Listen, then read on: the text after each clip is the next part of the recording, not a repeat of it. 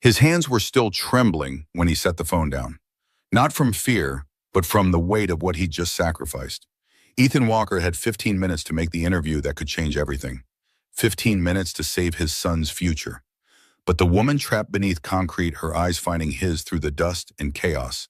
She had maybe 5. Fate had always forced this man to choose between a dozen impossible things, yet somehow kneeling there in a stranger's blood, ruining the only suit he owned, he'd never felt more certain about anything in his life. He and his son might have to leave that house, leave this city, but that was better than turning away from the woman for whom right now he was her entire world. The morning had started at 5:00 a.m. in the cramped Mission District apartment. Ethan moved through the darkness with practiced silence, starting coffee before waking his 7-year-old son, Noah. The kitchen was small enough that only one person could stand at the counter, but Ethan had learned to make it work. He always made it work. On the counter sat a small robot Noah had built from cardboard and spare parts, one leg dangling by a thread of tape. Ethan picked it up with the careful attention of someone who understood how broken things fit together. The robot's right arm had come loose too, and the painted smile looked more like a grimace now. Noah had named it Astro 7, insisting the 7 was critical because it was his lucky number. Ethan turned the small creation in his hands, feeling the weight of his son's imagination. He'd fix it before Noah woke up. Ethan retrieved his small toolkit from beneath the sink and sat at their fold-out table. His fingers, calloused from years of mechanical work, moved with precision despite their size. He reinforced the leg joint with a dab of proper glue rather than tape, then secured the arm with a small brace he fashioned from a paperclip. Small fixes that would make a world of difference to Noah. The morning light had just begun filtering through the apartment's single window when Ethan noticed the envelope he'd been avoiding. It sat on the counter where he'd left it last night, the hospital logo in the corner, like an accusation. He set down the repaired robot and picked up the bill. 4 years since Sarah's accident, and they were still paying. The medical debt had nearly drowned them at first. Now it was more like a constant weight on his chest, not quite suffocating, but never allowing a full breath either. Ethan opened the envelope.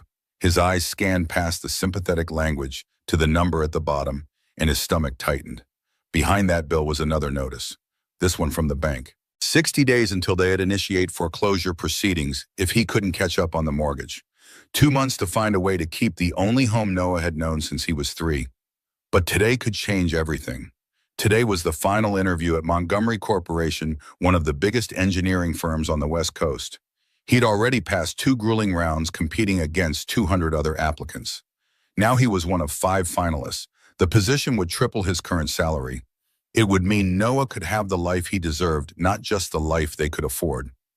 Ethan slipped the notices back into the envelope and pushed it under a cookbook. Today was about possibilities, not problems. The gray suit hanging on the bathroom door was slightly worn at the cuffs, but pressed and ready. It was the only suit he owned, and today it had to make him look like someone worth promoting to the big leagues. The coffee maker finished its cycle with a final sputter and hiss. Ethan poured himself a cup and drank it black, leaning against the counter.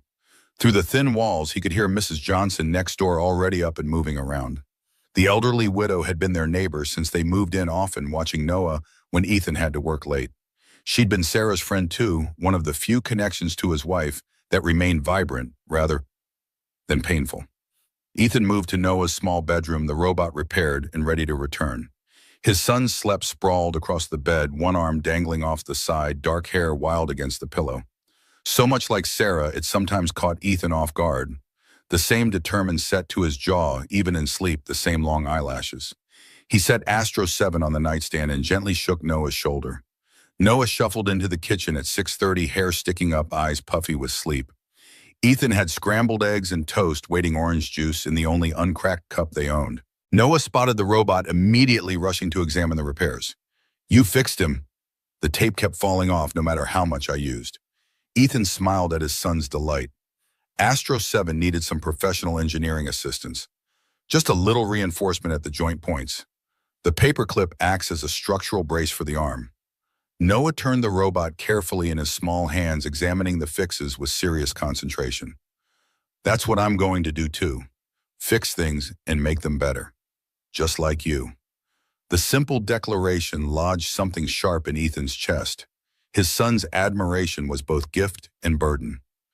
Every day he fought to be worthy of it. Big day, Daddy. Noah's voice was small and hopeful as he turned to his breakfast. Ethan smoothed his son's wild hair. Yeah, buddy, big day. If you get the new job, can we get pizza every Friday? The question hit him in the chest. Such a modest dream for a 7-year-old to have. Ethan forced a smile past the tightness in his throat. When I get the job, we'll get pizza every Friday. Promise. Noah nodded solemnly as though they'd made a sacred pact. Then his expression shifted, a small furrow appearing between his eyebrows. Do you think Mom would be proud of the job, I mean?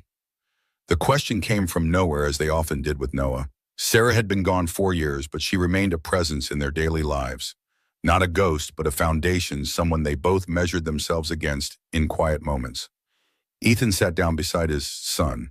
She'd be proud of both of us, but especially you with your robots and your straight A's in math. Do you miss her? Noah asked, stirring his eggs without looking up. Every day. But Ethan kept his voice steady. It's okay to miss people and still be happy, buddy. Mom would want that most of all. Noah nodded, seemingly satisfied. She told me that once when Grandpa died. That it was okay to be sad and happy at the same time. Ethan felt that familiar ache, the moments Noah remembered that he couldn't possibly remember, too young when Sarah died to have stored such specific memories. Yet they surfaced occasionally, these fragments that Noah held on to with fierce determination, whether actual memories or stories he'd converted into memories through sheer will. At the school gate, Noah wrapped his arms around Ethan's waist. Good luck, Daddy. You're the best engineer in the whole world. Ethan crouched to eye level with his son. And you're the best kid in the whole world. I'll pick you up at 3, okay? He watched Noah disappear through the school doors, then checked his watch. 7:45, the interview was at 9:30 downtown. He'd spent 6 months preparing for this opportunity, working late nights after Noah went to bed, studying Montgomery Corporation's projects, researching their sustainability initiatives, rehearsing answers to every possible question. 2 rounds of interviews already passed. This was the final hurdle. The BART train was crowded with Monday morning commuters. Ethan found a window seat and reviewed his portfolio one last time. The designs he'd created, the innovations he'd proposed to his current company, the solutions that had saved them money and improved efficiency. His current job at Precision Engineering was stable, but limiting. The small firm couldn't offer the kind of advancement or salary that Montgomery could. The projects were smaller, the challenges less stimulating. He'd hit a ceiling there 3 years ago, but with Noah starting school and the medical bills piling up, changing jobs had seemed too risky. Montgomery Station appeared at 9:15. Through the window, Ethan could see the Montgomery Corporation building rising above the street, all glass and steel and promise.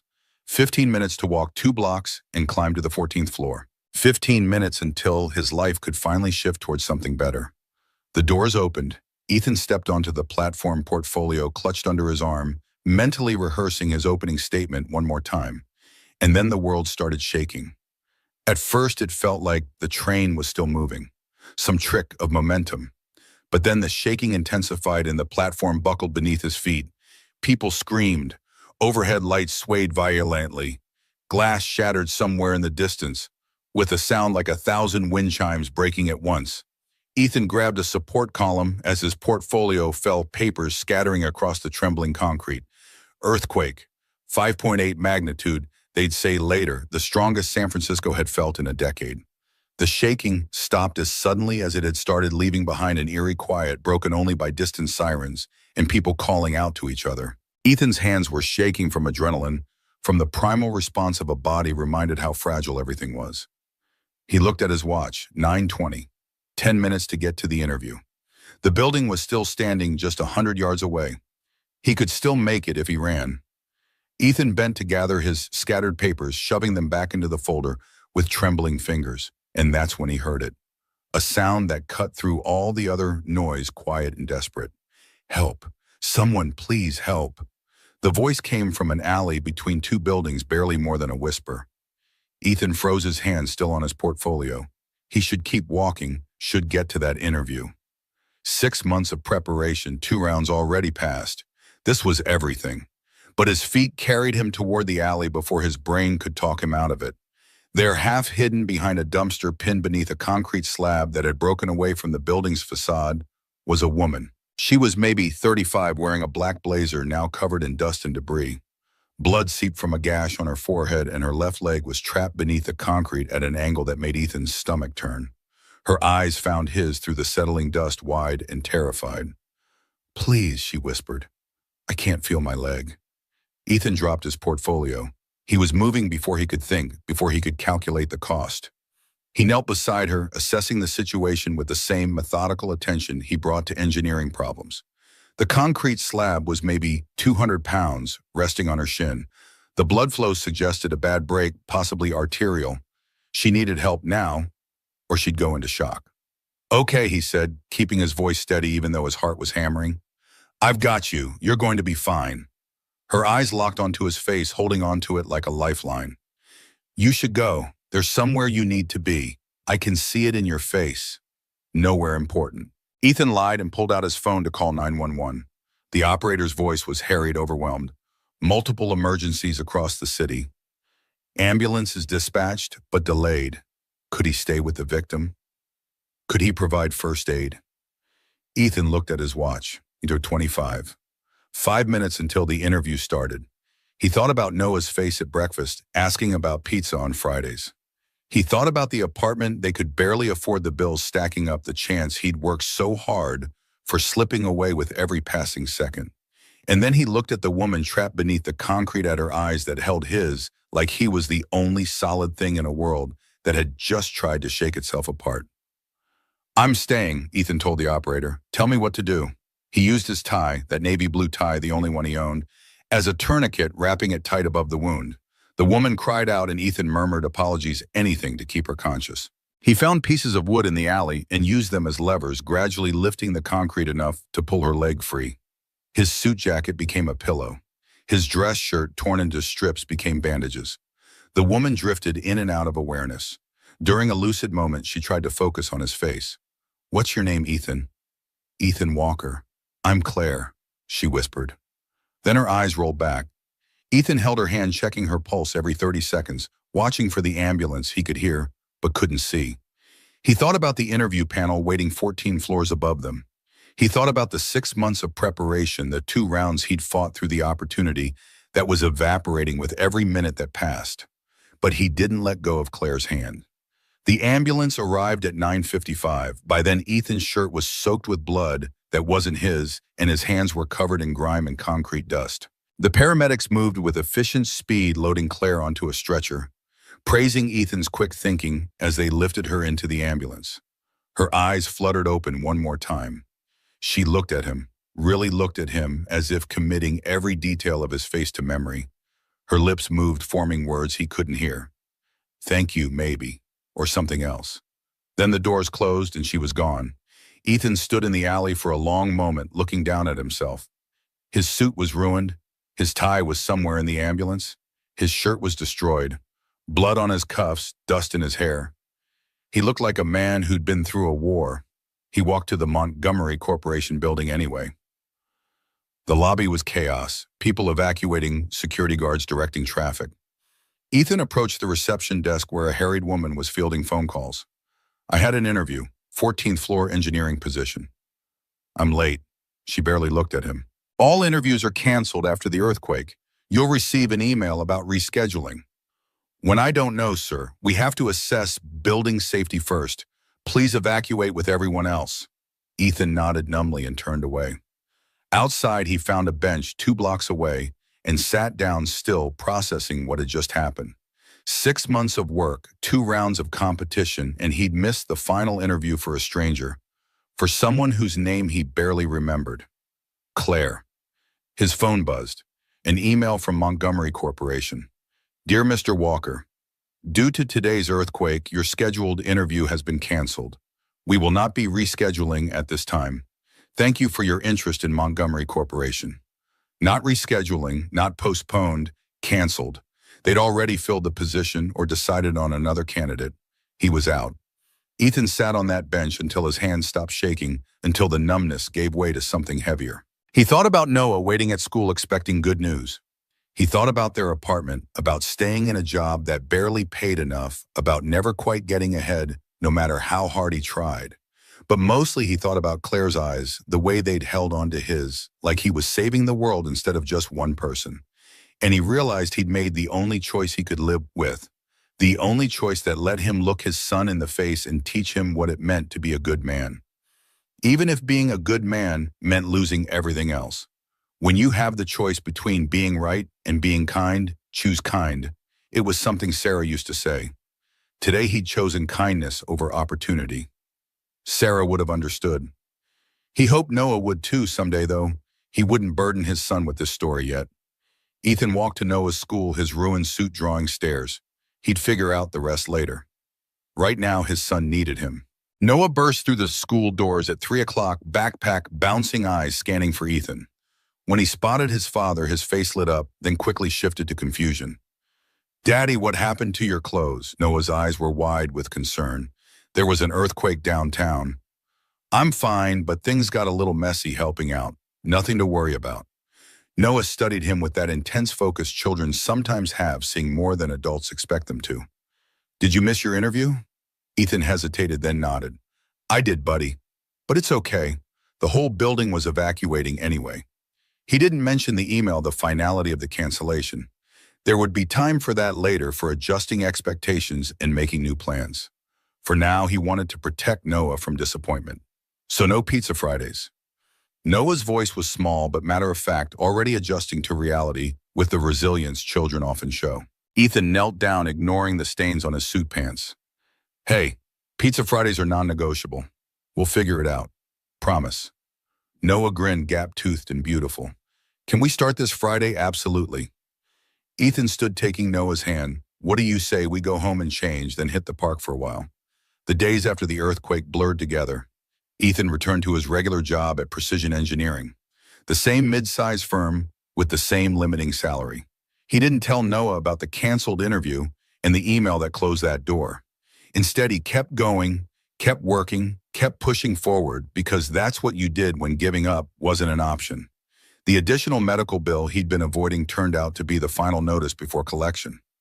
Ethan spent his lunch breaks on the phone with the hospital billing department, negotiating a payment plan that would stretch their budget even thinner, but might keep them afloat. The mortgage notice loomed larger as days passed. 60 days now shortened to 47. He started looking into cheaper apartments across town, wondering how Noah would handle changing schools mid-year. At night, after Noah was asleep, Ethan would sit at the kitchen table with spreadsheets and calculators, trying to find numbers that added up to something other than loss. Sometimes in these quiet moments, he'd think of Claire, wondering if she was okay, if her leg had healed, if she remembered the man who'd missed his future to hold her hand in an alley. These thoughts always led back to Sarah, to the hospital room where he'd held her hand as she slipped away, to the promise he'd made to build the life they'd planned together, to raise their son with the values they'd shared. He'd never imagined doing it alone. Some nights the weight of that solitary journey crushed him. Other nights he found strength in it, in knowing exactly what Sarah would have done, what she would have wanted him to do. 3 weeks passed before everything changed. Ethan was at the Mill, a coffee shop on Divisadero Street, working on a project during his lunch break.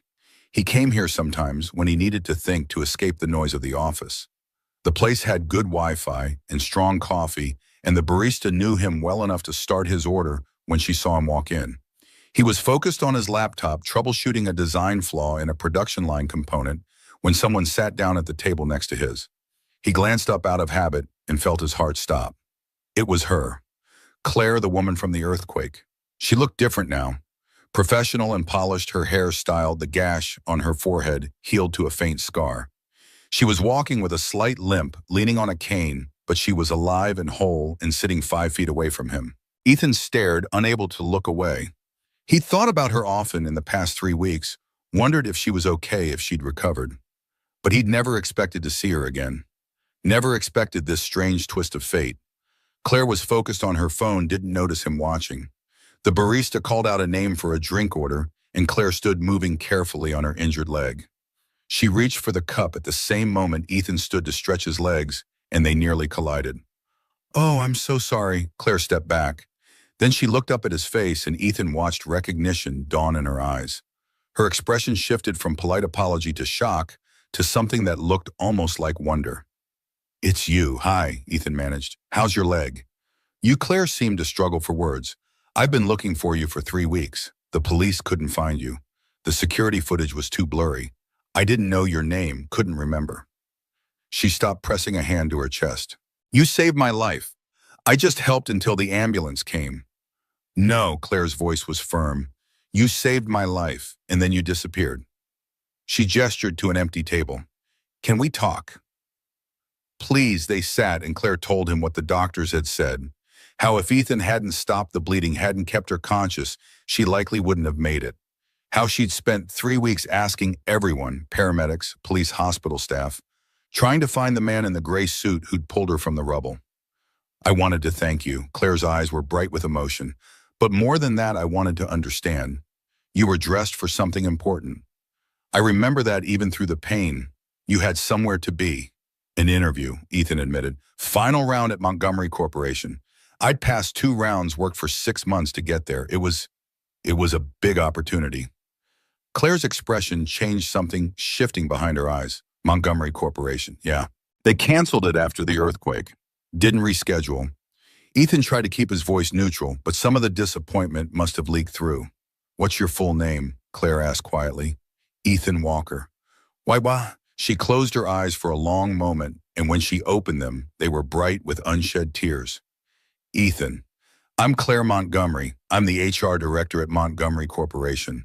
I was on my way to work when the earthquake hit. I was taking a shortcut through that alley. She paused, her voice breaking slightly. You were coming to interview with me. The words hung in the air between them. Ethan felt like the ground was shifting again, like the earthquake had never really stopped. The woman he'd saved, the interview he'd missed, the same person. I didn't know, he said. When I saw you in the alley, I didn't recognize you from the company photos or anything. I just saw someone who needed help, I know. Claire reached across the table, her hand hovering near his but not quite touching. That's what makes this so...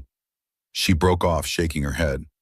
Ethan, you gave up everything to save me, and I didn't even know who you were until I got back to the office and saw your name on the canceled interview list. They sat in silence for a moment, the weight of coincidence and consequence settling between them. I want to make this right, Claire finally said. I want to give you another chance at that interview. No, the word came out sharper than Ethan intended. He softened his voice. Thank you, but no.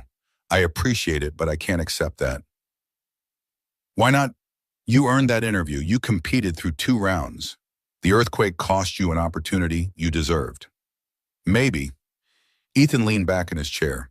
But if I interview now, I'll never know if I got the job because I was qualified or because I saved your life. And I need to know that when I succeed, it's because I earned it, not because someone felt obligated to help me. Claire was quiet, studying his face with an intensity that made him self-conscious. Finally, she spoke. What if it's not about the job? What if it's just about getting to know each other? What do you mean? I mean, Claire hesitated, choosing her words carefully. You saved my life, Ethan. That's not a small thing. And I'd like to know who you are, not as a candidate, not as someone I owe a debt to, but just as a person. Could we do that? Have coffee? Sometimes talk, be friends? Ethan considered this. There was something appealing about the idea, something that felt right. Not transactional, not obligated, just 2 people who'd been thrown together by circumstance trying to understand what that meant. Okay, he said. I'd like that. So they started meeting for coffee once a week at first. Claire told him about her work at Montgomery Corporation, about the pressure of being the CEO's daughter, about always wondering if people respected her for her skills or just her last name. Ethan told her about Noah, about Sarah's death 4 years ago, about the constant balancing act of being a single father while trying to build a career. They never talked about the interview again, never discussed job opportunities or professional advancement. They were just 2 people learning each other's stories, finding comfort in honesty and connection.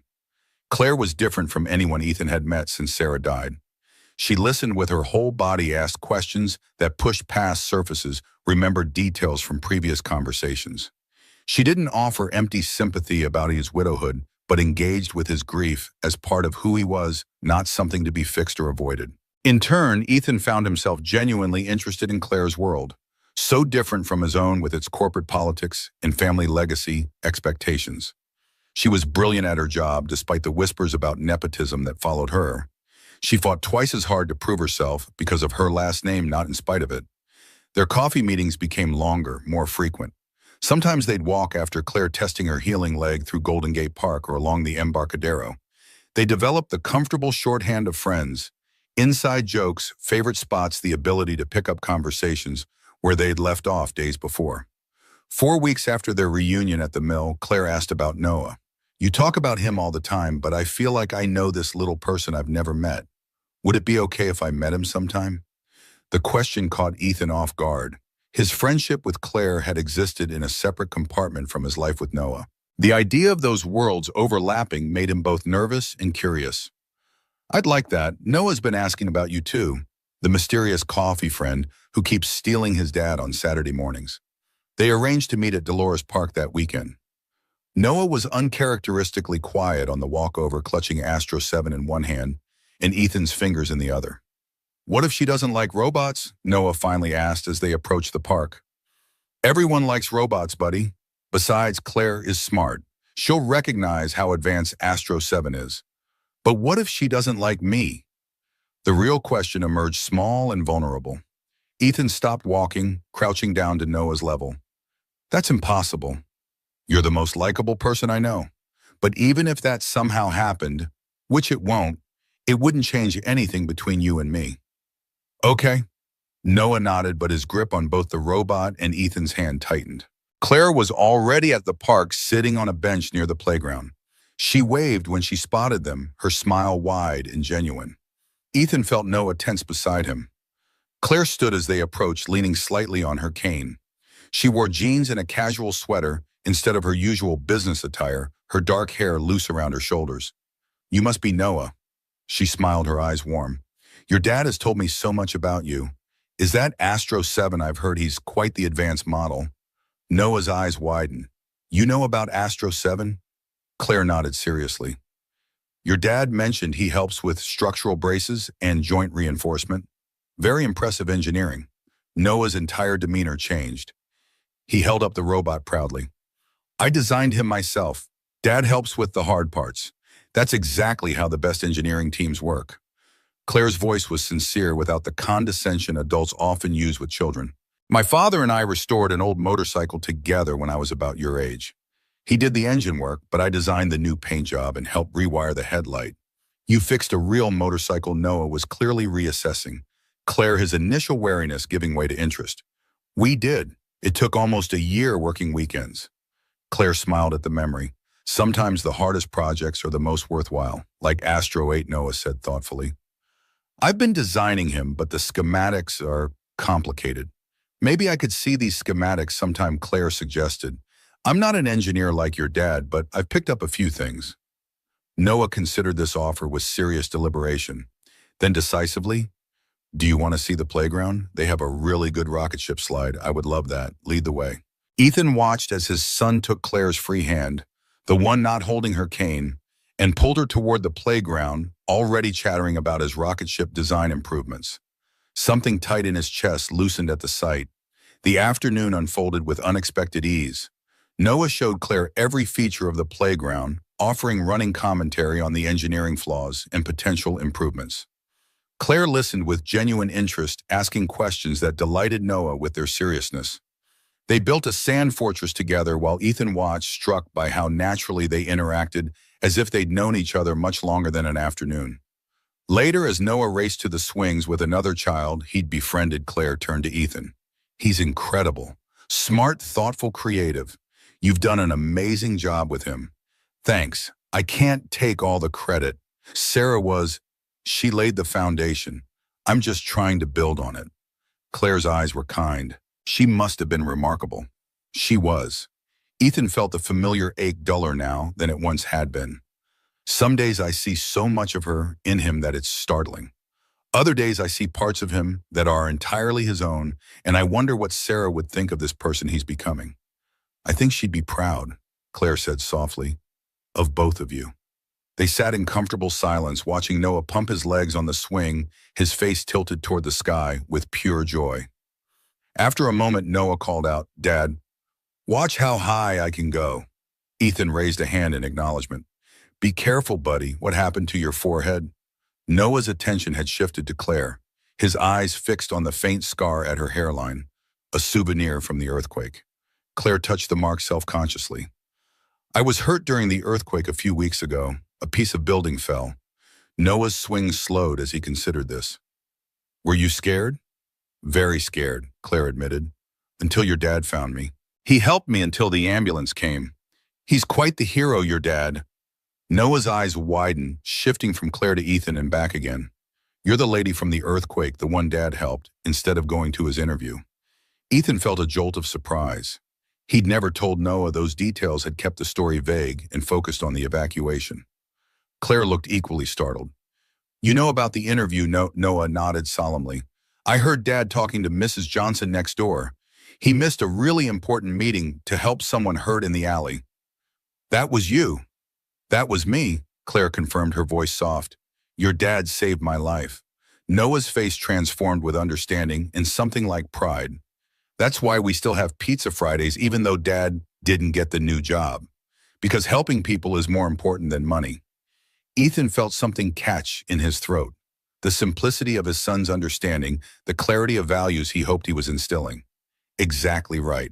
Claire smiled at Noah, then at Ethan. Some things are worth more than any job. Noah seemed satisfied with this confirmation of his worldview. He pumped his legs harder, sending the swing soaring. Claire, watch this. I can go higher than anyone. The afternoon stretched on the three of them, moving from the playground to ice cream, then walking back toward Ethan and Noah's apartment as the sun began to set. Noah had overcome his initial shyness completely, now holding Claire's hand and chattering about his school science fair project, a solar-powered robot that could sort recycling. At their apartment building, Claire knelt despite her injured leg to say goodbye to Noah at eye level. It was wonderful meeting you, Noah. Thank you for showing me the rocket slide and sharing your ice cream when mine started melting too fast. Noah beamed at her. Are you coming to Pizza Friday? Claire glanced at Ethan, uncertain. The question hung between them, an invitation to step further into their lives, to cross from casual friendship into something more integrated. Ethan found himself nodding before he'd fully processed the implications. If Claire wants to, she's welcome. I'd like that very much. Claire smiled, the expression reaching her eyes. Thank you for including me. Noah nodded decisively as if an important matter had been settled. See you Friday, then he darted up the steps, eager to get Astro 7 home safely. Left alone on the sidewalk, Ethan and Claire stood in a moment of awkward awareness. Something had shifted, that afternoon, boundaries redrawn. He's extraordinary, Ethan. Claire broke the silence first. Truly, he likes you, Ethan said simply. He doesn't warm up to people, easily, not since Sarah died. Claire met his eyes directly. I like him too, very much. And I like his dad, also very much. The words hung between them, honest and a little vulnerable.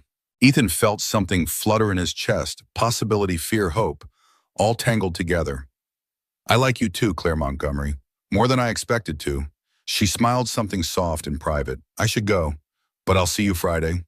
Ethan nodded. Pizza night. Noah takes it very seriously.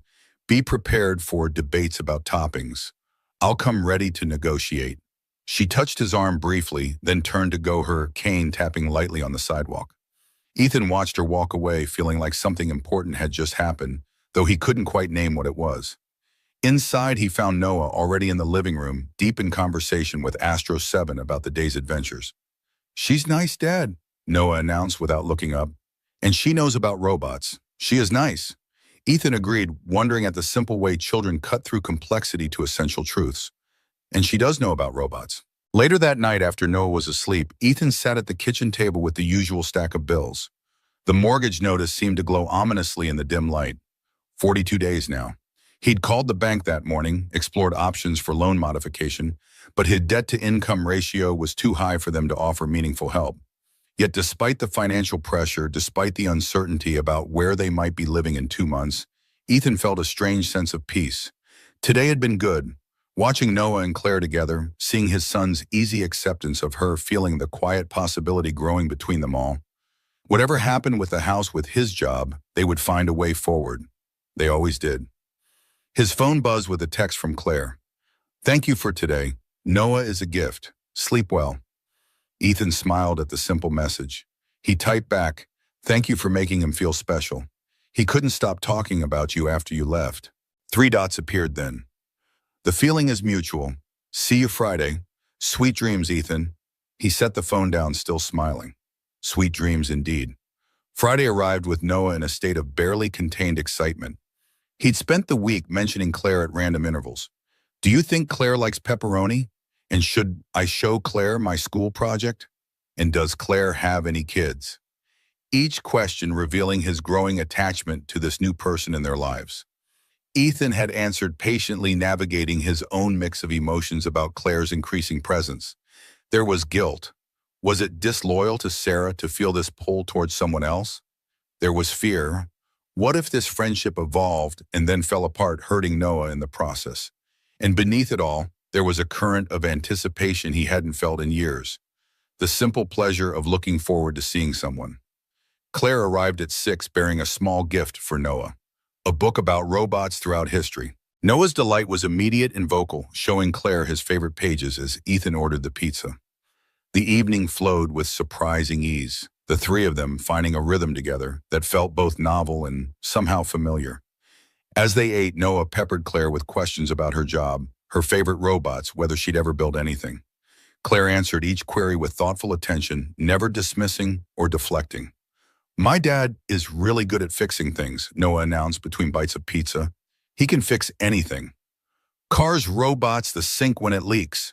One time our refrigerator made a weird noise and he took the whole back off and fixed it with parts from the hardware store." Ethan felt a flush of pride at his son's assessment, though he tried to downplay it. "Basic mechanical skills, that's all." Claire shook her head. "Don't minimize it. Being able to understand how things work and how to fix them when they break, that's a real gift. My father always said the most valuable people in any organization are the ones who can solve problems others don't even understand." There was warmth in her words, genuine admiration that made Ethan see his practical skills through new eyes.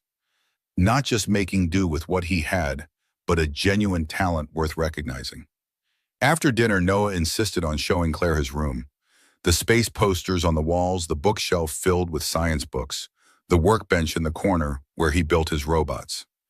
Ethan followed, leaning against the doorframe as Noah proudly displayed his collection of robot parts. Motors salvaged from old toys, circuit boards Ethan had brought home from work, gears and wheels carefully organized in plastic bins. Claire knelt beside Noah as he showed her his latest creation, the beginnings of Astro 8, more ambitious than his previous model. She asked questions that delighted him with their specificity, clearly paying attention to details most adults would miss. "It needs better balance, though." Noah frowned at his design. "The weight distribution is wrong." "What if you adjusted the center of gravity?" Claire suggested. "Maybe move the battery pack more centrally." Noah's eyes lit up. "That could work, Dad. Can we try that tomorrow, buddy?" Ethan glanced at his watch. "It's almost bedtime." Noah's face fell, but he didn't argue. "Okay. Claire, will you come back to see Astro 8 when he's finished? I wouldn't miss it." Claire promised. "We engineers have to stick together." After Noah was tucked in, Ethan and Claire sat in the small living room with glasses of wine. The apartment felt different with her in it. Warmer somehow, the shabby furniture and worn carpet less noticeable. "He's amazing, Ethan." Claire's voice was soft. "The way his mind works, how he sees the world. He's going to do incredible things someday. That's the hope. If I can figure out how to give him the opportunities he deserves." Ethan's thoughts drifted to the mortgage notice, the deadline drawing closer each day. Claire seemed to sense the shift in his mood. "Is everything okay?" Ethan hesitated. He'd kept his financial struggles private, a weight he carried alone. But something about Claire's presence, her genuine interest in their lives, made him want to be honest. "We're facing some challenges. The house, I'm behind on the mortgage. Medical bills from when Sarah was sick. It's been manageable barely, but now the bank is threatening foreclosure. 40 days left to catch up." Claire's expression shifted to concern. "I had no idea. Is there anything I can do?" "No." Ethan's response was immediate, perhaps too sharp. "I didn't tell you for help. Just explaining some things." Claire nodded, respecting the boundary. "What will you do?" "Keep looking for solutions. Maybe sell some things, pick up weekend work." Worst case, we find a smaller apartment across town. He tried to sound matter-of-fact, though the thought of uprooting Noah from the only home he remembered clearly was painful. Claire was quiet for a moment, studying him. Then she set down her wine glass and leaned forward. Ethan, I've been looking through some of your projects, the designs you showed me last week. They're remarkable. The efficiency improvements you developed for your current company, the sustainability innovations. They show real vision. Thank you, but I'm not sure how that helps with the mortgage. Claire continued as if he hadn't spoken. Have you ever considered consulting work independent projects rather than full-time employment?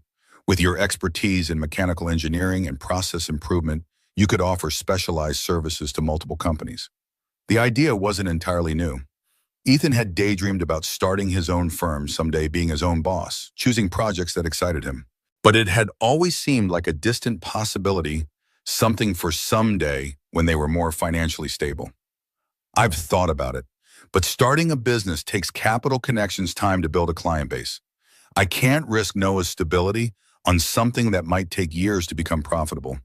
Claire's eyes lit with intensity. What if you had connections already? What if I could introduce you to companies that need exactly your expertise? Ethan felt a flicker of wariness. This felt too close to charity, to being given opportunities out of obligation rather than merit. Claire, I appreciate the thought, but I can't accept special treatment because of our friendship. I meant what I said that first day at the mill. Claire shook her head, frustration evident. This isn't charity, Ethan. This is recognizing talent and connecting it to opportunity. My job is literally to identify the right people for the right roles. I'm good at it. Your skills are being wasted at Precision.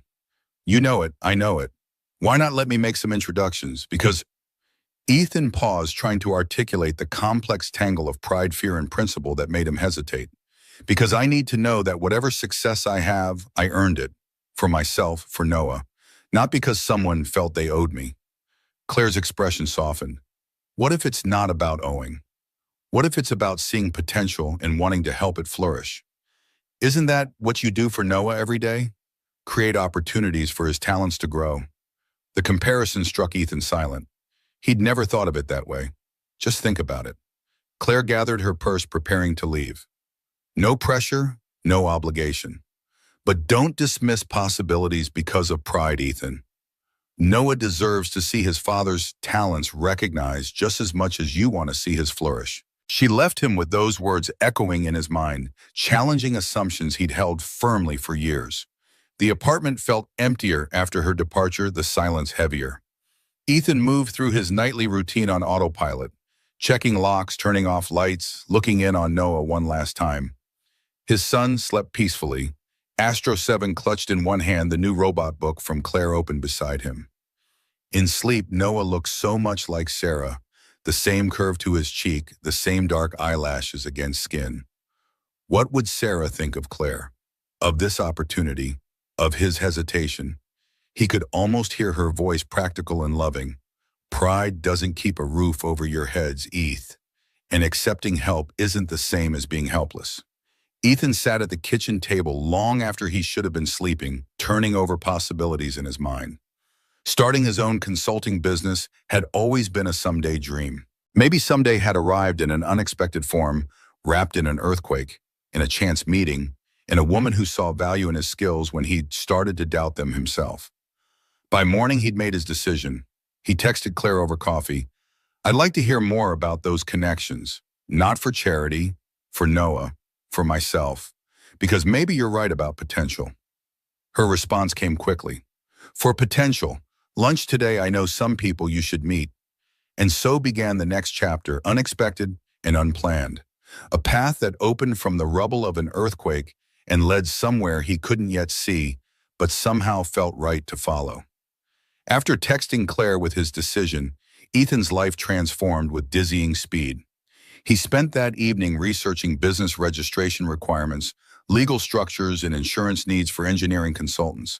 By morning, his kitchen table was covered with notes, his laptop battery depleted from hours of research. Noah found him there, still in yesterday's clothes, eyes red-rimmed but bright with purpose. Dad, did you sleep? Noah's small hand touched Ethan's shoulder, concern in his young voice. Ethan blinked, reality rushing back. Not much, buddy. I'm starting our own company. Walker Engineering Solutions. Noah's eyes widen. A real company? With an office and everything, eventually. Ethan stretched muscles, protesting. But first we need clients, and before that we need to register the business. It's going to be a lot of work. Is it because of the lady from the earthquake? Claire Noah's perceptions sometimes caught Ethan off guard. Partly. She believes in what I can do. Ethan kept his explanation simple. And I think she's right.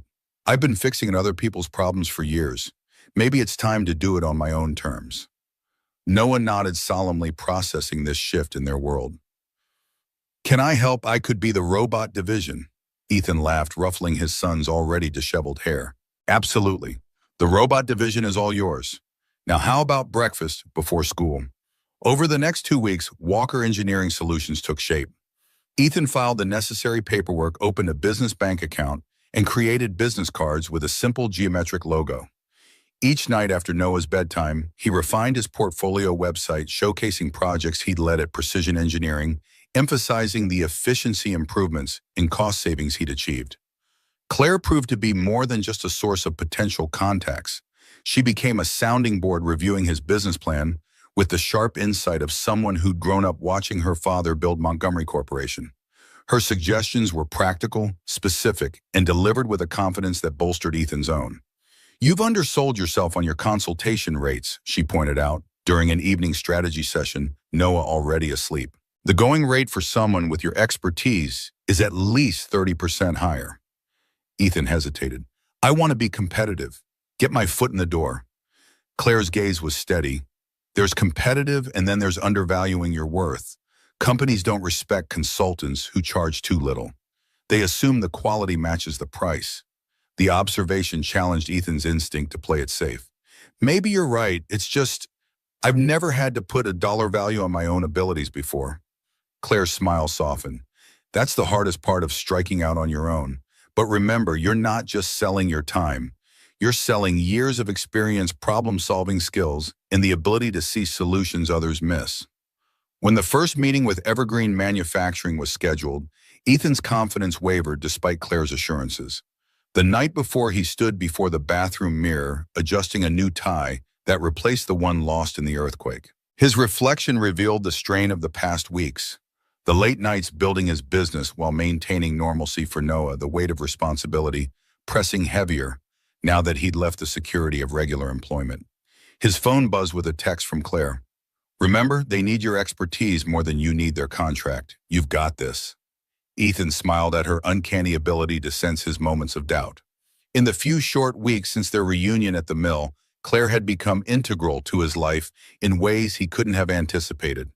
Their daily texts and frequent evening conversations had created a foundation of trust and understanding that felt both new and somehow familiar. Evergreen Manufacturing occupied a sprawling facility in South San Francisco, producing commercial kitchen equipment for restaurants nationwide. Production manager Rita Garcia met Ethan in the lobby, a no-nonsense woman whose handshake conveyed both strength and evaluation. We've had efficiency issues for almost a year, she explained, leading him through the facility. Production down 15% despite adding weekend shifts. Ethan listened, observed, and asked targeted questions as they walked.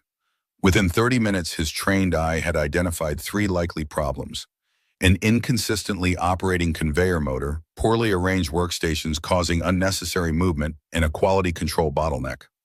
In the conference room afterward, Rita studied him with new interest. You see it, don't you, the production issues? 3 distinct problems, Ethan confirmed, sketching quick diagrams as he explained his observations.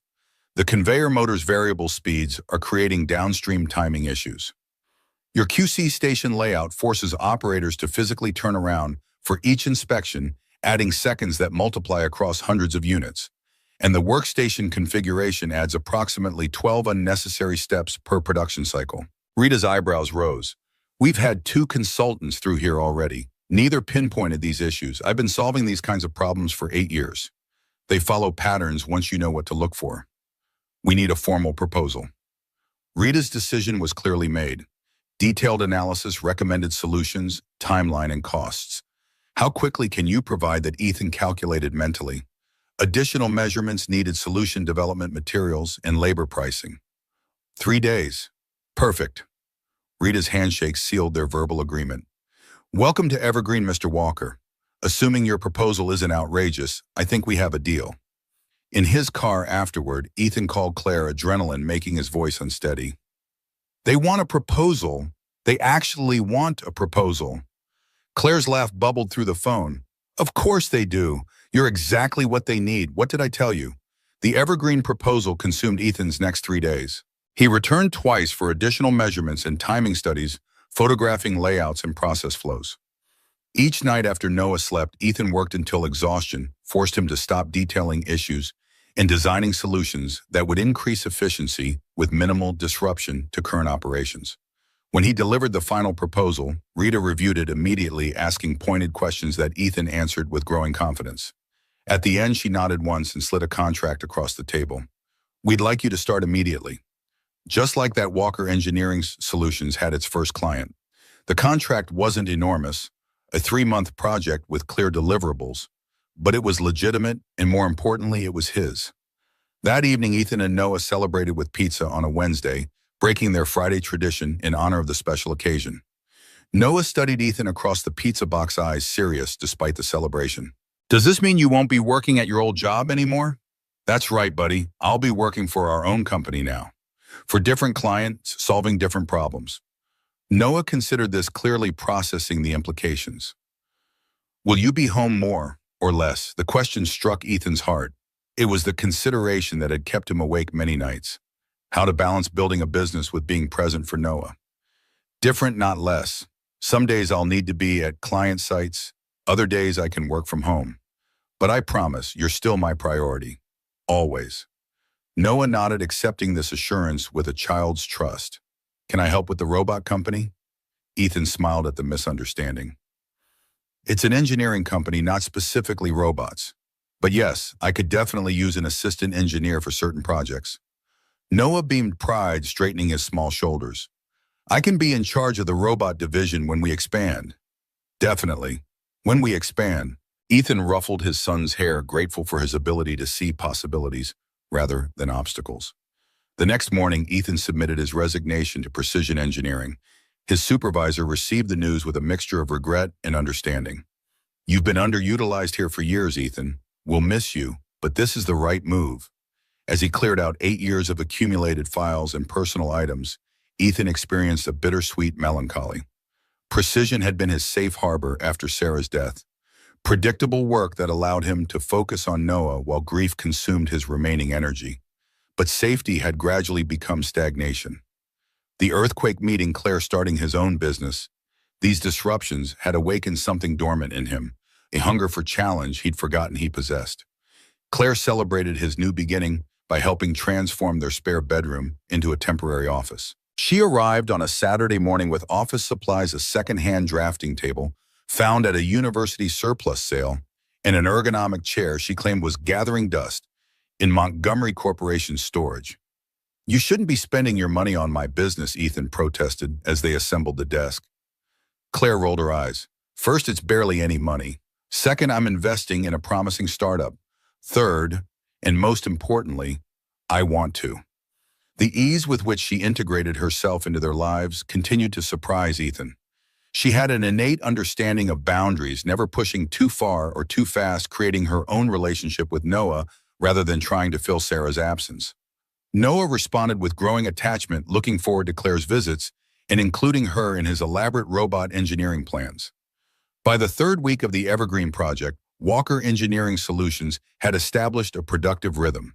Ethan spent mornings at the manufacturing facility, afternoons analyzing data and developing solutions, and made sure to pick Noah up from school personally each day. Evenings were reserved for family time, with work resuming only after Noah's bedtime. This careful balance faced its first major test the morning of Noah's school science fair.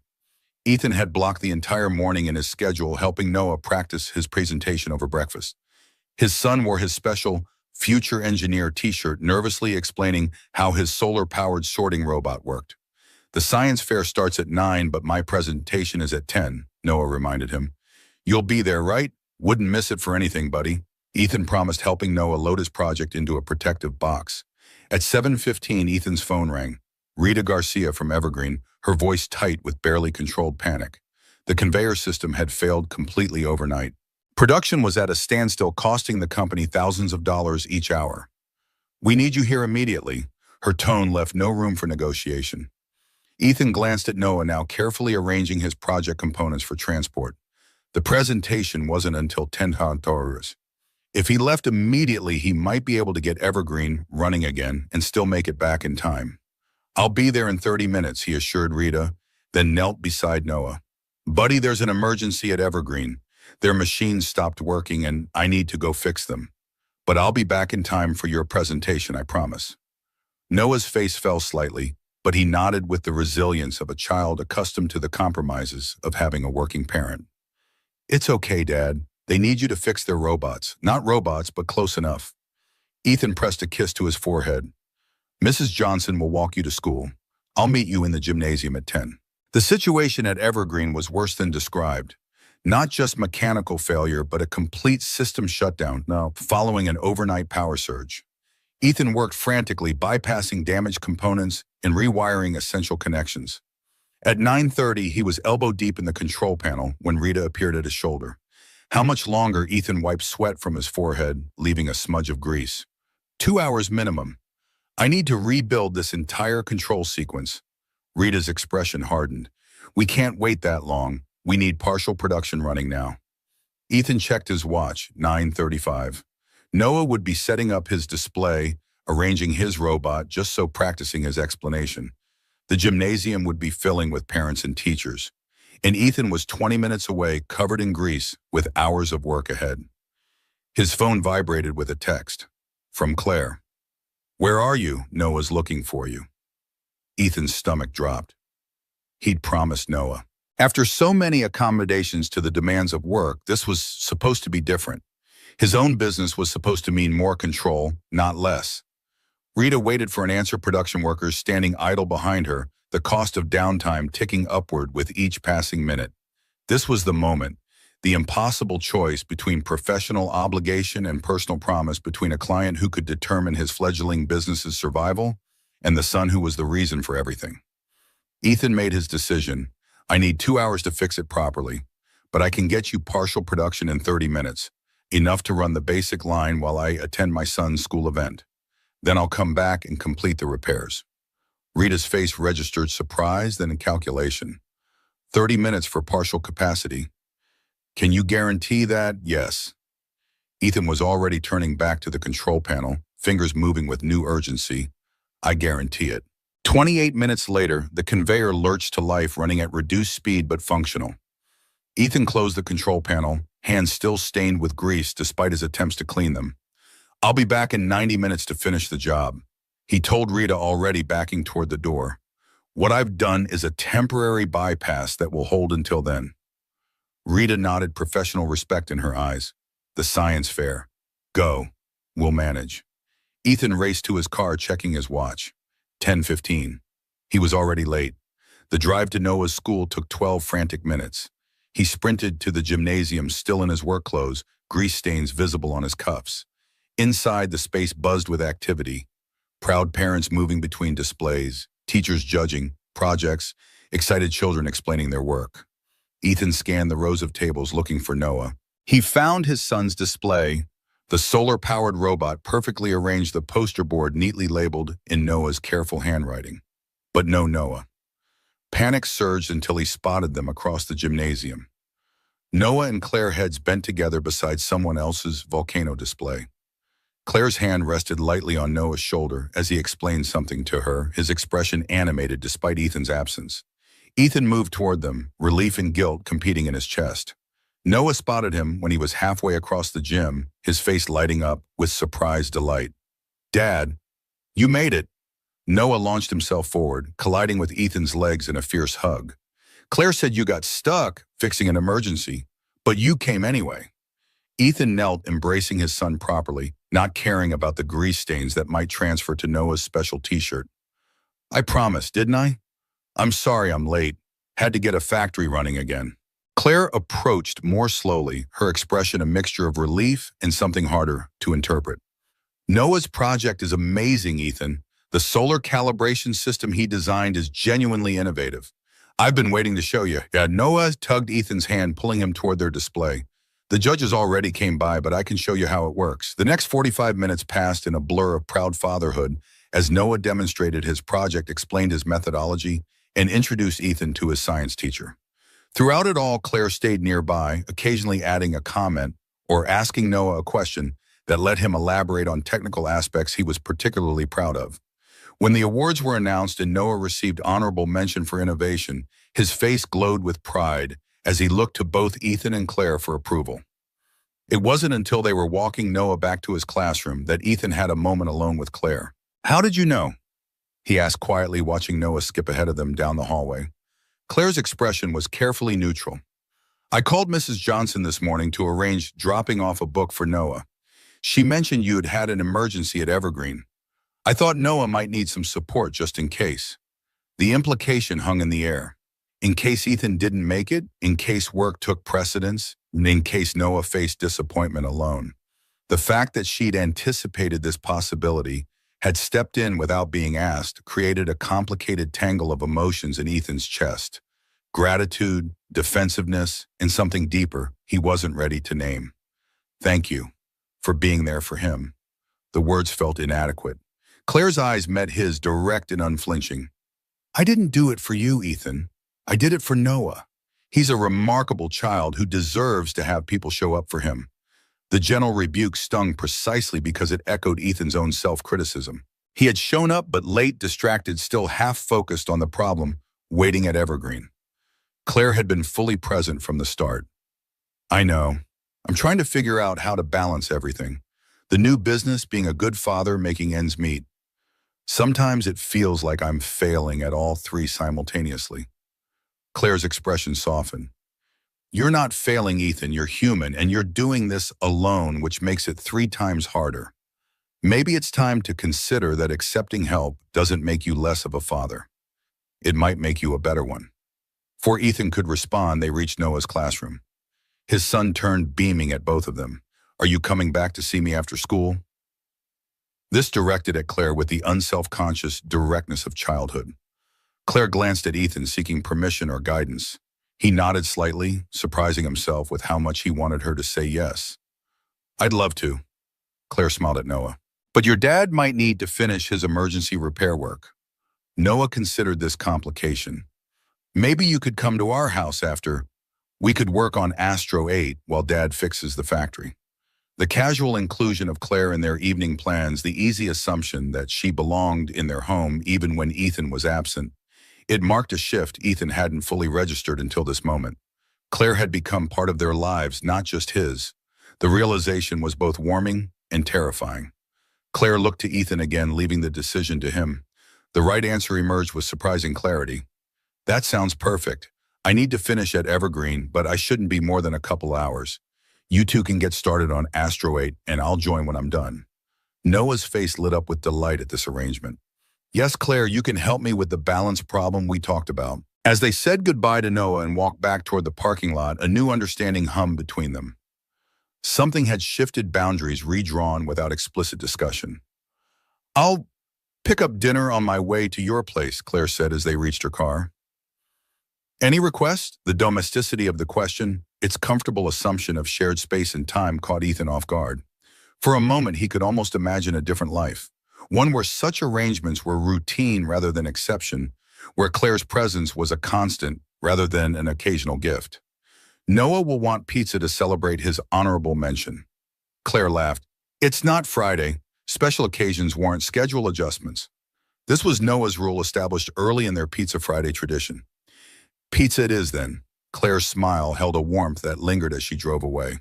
At Evergreen, Ethan finished the repairs with focused efficiency, his mind split between the technical problem before him and the evolving situation at home. By the time he arrived at his apartment, it was after 6. The scene that greeted him when he opened the door stopped him in the threshold. Claire and Noah sat cross-legged on the living room floor, surrounded by robot parts pizza box open beside them. Astro 8 stood partially assembled between them, already more sophisticated than any of Noah's previous creations. But it wasn't the robot that made Ethan's breath catch. It was the tableau they created, heads bent together in concentration, completely absorbed in their shared project. Noah looked up first, face brightening. "Dad, look what we figured out. Claire showed me how to distribute the weight better using counterbalances." Claire's greeting was warmer but more reserved, a question in her eyes as she registered Ethan's expression. "We saved you pizza. The supreme, your favorite." The moment crystallized something Ethan had been feeling for weeks, a recognition of possibility of a future he hadn't allowed himself to imagine since Sarah died. The glimpse of a family reformed, different but whole. The evening unfolded with a comfortable rhythm, the three of them working together on Astro 8, sharing pizza, laughing at Noah's increasingly elaborate plans for the robot's capabilities. When Noah's bedtime arrived, he asked Claire to read his story, another small indication of her integration into their lives. After Noah was asleep, Ethan and Claire sat on the small balcony outside the living room, the night air cool against their skin, the city lights creating a backdrop of scattered stars below the actual stars hidden by urban glow. "Thank you for today." Ethan's voice was quiet in the darkness. "For being there for Noah when I couldn't be. For understanding that I had to try to do both, fix the factory and make his science fair." Claire was silent for a long moment. When she spoke, her words were careful, measured. "Ethan, I need to say something, and I need you to really hear it. Not as a criticism, but as an observation from someone who cares about both you and Noah." The seriousness in her tone made him tense, preparing for judgment he probably deserved. "Go ahead. You're trying to do everything alone, and it's not sustainable. Not for your business, not for Noah, and not for you." Claire's eyes found his in the dim light. "Accepting help doesn't mean you're failing. It means you're human. And Noah doesn't need a superhero father who's stretched so thin he's barely present. He needs a father who knows when to ask for support." The words struck with precision, finding vulnerabilities Ethan had carefully protected. The instinct to defend himself rose instantly, to explain that he'd managed for over 4 years on his own, that Sarah's death had left him no choice but to be everything for Noah. Instead, he took a breath and really considered what Claire was saying. The memory of walking into the gymnasium, finding Noah with Claire instead of alone and disappointed, surfaced with new clarity. His son hadn't been diminished by Claire's presence in that moment. He'd been supported by it. "I've been trying to fill 2 roles since Sarah died," Ethan admitted. "To be both parents. And I've been so afraid of failing that I've resisted anything that feels like I'm not doing it all myself." Claire's hand found his in the darkness, warm and steady. "That's understandable. But maybe the strongest thing you can do for Noah isn't handling everything alone. Maybe it's showing him that it's okay to need people to build connections, to create a community around yourself." The idea settled into Ethan's consciousness, challenging years of self-reliance. Was his determination to handle everything alone really about Noah's well-being, or was it about his own fear? Fear of dependence, of vulnerability, of opening spaces in their lives that made Sarah's absence more apparent. "You've become important to him." To us, Ethan's voice was rough with emotion. "I didn't expect that." Claire's fingers tightened around his. "I didn't expect any of this. When I went looking for the man who saved me in that alley, I thought I'd say thank you and move on. I never imagined this. The word encompassed so much. Their friendship, Claire's growing role in Noah's life, the undercurrent of attraction between them, that neither had directly addressed the potential future taking shape in these shared moments. "Where is this going, Claire?" Ethan asked the question that had been circling his thoughts for weeks.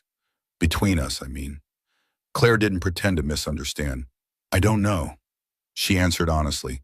"I know I care about you, about Noah. I know I think about you both when we're not together. I know I want to be part of your lives in whatever way makes sense." The simplicity of her answer, its lack of pressure or expectation, eased something tight in Ethan's chest. He was still learning who he was outside the roles of widower and single father, still discovering what he wanted beyond survival and stability for Noah.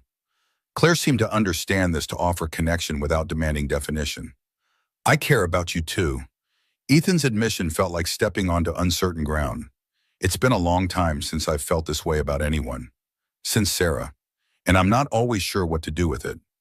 Claire shifted closer, her shoulder pressing lightly against his, offering contact without expectation. We don't have to figure it all out tonight, or even next week. We can just see where it goes. No pressure, no timelines.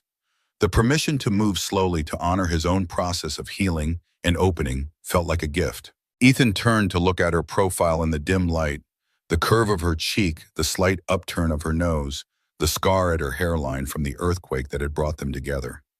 Claire must have felt his gaze. She turned, their faces suddenly close, the moment charged with possibility. The decision to cross that final distance between them hung suspended in the night air. Ethan made his choice, leaning forward with deliberate intent. Their lips met softly, tentatively, a question rather than a declaration. Claire answered by returning the kiss with gentle pressure, her hand rising to rest against his cheek. The moment was brief but profound, not a passionate embrace, but something quieter, a beginning rather than a culmination. When they separated, Claire's eyes searched his, checking for regret or uncertainty. Ethan smiled, surprising himself with how right it felt. I've wanted to do that for weeks. Claire returned his smile, the expression illuminating her face even in the darkness. Me too, but I was waiting for you to be ready. The acknowledgement of his process, her patience with his hesitation, deepened Ethan's appreciation for this remarkable woman who had entered their lives through chance and remained by choice. The moment was interrupted by Ethan's phone buzzing in his pocket. An email notification from a potential new client, the sustainable energy startup Claire had mentioned in that first discussion about consulting. They wanted to meet to discuss their wind turbine prototype and the mechanical engineering challenges they faced. Ethan showed Claire the email, excitement building despite the late hour. This could be client number 2. Actually looks like an interesting project too. Claire read it quickly, professional interest engaging immediately. Grayson Renewables, they're doing innovative work. Small company, but growing fast. This would be a good connection for you. The seamless shift between personal intimacy and professional support exemplified what made their relationship unique. The ability to move between roles, to be both potential romantic partner and business ally without diminishing either aspect. Ethan slipped the phone back into his pocket, turning his attention back to Claire. This consulting thing might actually work. Of course it will work. Claire's confidence in him never wavered. You're solving real problems for real companies. That's always valuable. They stayed on the balcony, talking until midnight, making plans for Ethan's meeting with Grayson Renewables, discussing Noah's upcoming school projects, sharing stories from their lives before they'd met. The conversation flowed easily, punctuated by comfortable silences and occasional moments of renewed physical connection. Fingers intertwined, shoulders touching, a brief kiss when Claire finally rose to leave. At the door, Claire paused, her expression turning serious again. I meant what I said earlier, Ethan, about accepting help. It doesn't diminish you as a father or as a man. Sometimes the strongest thing we can do is recognize we don't have to do everything alone. Ethan nodded, the truth of her words resonating more deeply now. I'm learning that. Slowly, but I'm learning. Good. She pressed a final kiss to his cheek. Because I'd like to be someone who helps, not just someone who visits occasionally. After she left, Ethan moved through the quiet apartment, checking on Noah one last time before bed. His son slept peacefully. Astro 8's partially completed form, keeping watch from the bedside table. The robot's improved balance system, Claire's contribution, was visible even in its unfinished state. Ethan touched the mechanism gently, recognizing the metaphor it presented. His own life had been unbalanced for so long, weighted too heavily toward responsibility and obligation, missing the counterbalances of connection and joy. Perhaps Claire was right. Perhaps the path forward wasn't about carrying everything alone, but about finding new supports, new balances, new ways of distributing the weight. With that thought comforting his mind, Ethan prepared for bed, anticipation for tomorrow's meeting with Grayson Renewables, mixing with the lingering warmth of Claire's kiss. For the first time in years, the future seemed to hold more promise than struggle, more possibility than limitation. It was a good feeling, unfamiliar, but welcome, like coming home to a place he'd forgotten existed. The Grayson Renewables meeting opened an unexpected door for Ethan's growing business. Operating from a converted warehouse in Oakland, the renewable energy startup embodied the scrappy innovation spirit Ethan admired. The interior blended engineering workstations with casual meeting spaces, 3D printers humming in one corner, while prototypes stood displayed throughout the open floor plan. Marcus Chen Grayson's founder and lead engineer greeted Ethan with the direct enthusiasm of someone too busy for pretense.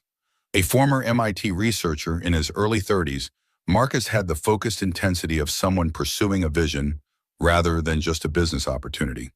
We've developed a vertical axis wind turbine that's 30% more efficient than anything on the market, Marcus explained, leading Ethan to a testing platform where a scaled prototype stood. But we're hitting a resonance problem at certain speeds. The blade pitch control system isn't stable enough for commercial deployment. The prototype rotated around a central axis curved blades designed to capture wind from any direction, fundamentally different from traditional propeller-style turbines. As Marcus activated the test system, Ethan observed the visible wobble that developed at specific rotation speeds. We've tried everything to dampen the vibration. Marcus continued, frustration evident. Nothing works consistently without sacrificing efficiency. Ethan circled the prototype, mentally breaking down the problem into components. What if the issue isn't dampening the vibration, but redistributing the forces causing it, like adding counterweights to specific points along the rotation path? Marcus's eyebrows rose. We tried counterweights, but the added mass reduced efficiency. A sudden inspiration struck Ethan. The balance problem Noah and Claire had solved with Astro 8 held surprising relevance. What if they weren't static counterweights? What if they shifted position dynamically based on rotation speed and wind direction? The concept was simple in principle, but potentially revolutionary for Grayson's design. Ethan sketched rapidly on the whiteboard, a system of sliding weights that would automatically adjust position along tracks embedded in the turbine frame, controlled by the same sensors monitoring wind conditions. Marcus studied the drawings with growing excitement. This could actually work. It's elegant, uses the forces causing the problem to solve the problem. By the end of the 4-hour meeting, Ethan had secured his second client. The Grayson contract was larger than Evergreen, spanning 6 months of design, prototyping, and testing. More significantly, it included a royalty provision. If Ethan's dynamic counterbalance system became part of their commercial product, he would receive a percentage of each unit sold. That evening, Claire arrived with a bottle of champagne to celebrate her smile wide as Noah excitedly explained how his robot had inspired Dad's big solution. To Walker Engineering Solutions, Claire raised her glass of sparkling cider included in the toast for Noah's benefit. And to Astro 8 Unexpected Engineering Consultant. Noah beamed at being acknowledged, clinking his glass with exaggerated formality. To the robot division, the celebration marked more than just business success. As Noah demonstrated Astro 8's latest features, Ethan caught Claire watching them both, something soft and wondering in her expression. When their eyes met, a current of understanding passed between them. This shared joy, this moment of collective triumph, was becoming precious to them all. Later, after Noah was asleep, they sat close on the living room couch, the empty champagne bottle evidence of their continued celebration. Things are moving so fast, Ethan's voice held equal measures of wonder and concern, 2 clients within weeks of starting. The Evergreen project going well, Grayson excited about the dynamic counterbalance concept. It's everything I hoped for, but... Claire touched his hand. But it's a lot to manage on your own, Ethan nodded, grateful for her understanding. I need help, real help beyond just advice and introductions. Administrative support at minimum. Maybe another engineer eventually if things keep growing, but I can't afford to hire anyone yet. Claire's expression turned thoughtful. What about an intern? Someone from the engineering program at Berkeley. They need real-world experience and you need help. Could be perfect. The suggestion was practical, achievable, exactly the kind of solution Ethan needed, but hadn't seen while focused on immediate challenges. That's actually brilliant. Claire grinned. I do have my moments. Their laughter dissolved into comfortable silence, shoulders touching the evening, stretching lazy and warm around them. When Claire spoke again, her voice had shifted to something more personal, more vulnerable. I've been thinking about us, Ethan, about where this is going. The statement hung in the air, creating both anticipation and anxiety. In the 3 weeks since their first kiss, their relationship had evolved in small, careful steps. More frequent dinners together, occasional evenings alone after Noah's bedtime, increasing physical affection, but always with an unspoken boundary, a care not to rush what was building between them. "What have you been thinking?" Ethan's question was gentle, leaving space for whatever Claire needed to express. She shifted to face him directly. "I think I'm falling in love with you, and with Noah. And it terrifies me because I've never done this before. Become involved with someone who has a child. The responsibility of it, the potential to hurt not just one person but two, if things don't work out." The honesty of her admission, the way she placed Noah's well-being at the center of her concerns, rather than as an afterthought, confirmed for Ethan what he'd been feeling for weeks. Claire Montgomery wasn't just someone he was attracted to. She was someone he could trust with the most precious part of his life. "I'm falling in love with you too," Ethan took her hands in his. "And I understand the fear. When Sarah died, I swore I wouldn't bring someone into Noah's life unless I was absolutely certain they would stay. That I wouldn't let him experience another loss." Claire's eyes were steady on his. "I can't promise forever, Ethan. No one can. But I can promise that I take this seriously, what it means to be in both your lives. I won't make commitments I can't keep, especially to Noah." The maturity of her response, its lack of easy assurances, deepened Ethan's respect for her. They were navigating complex emotional terrain together, each step considered and intentional.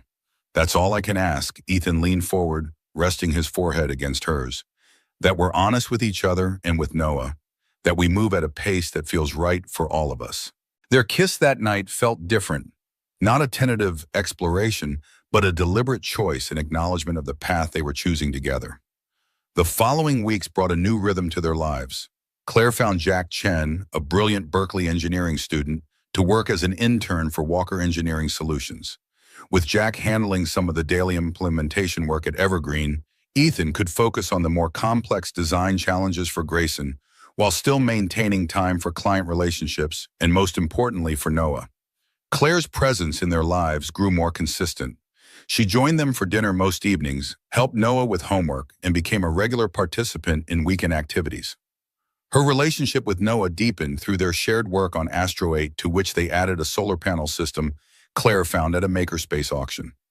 While Walker Engineering Solutions flourished, Ethan faced an unexpected challenge on the home front.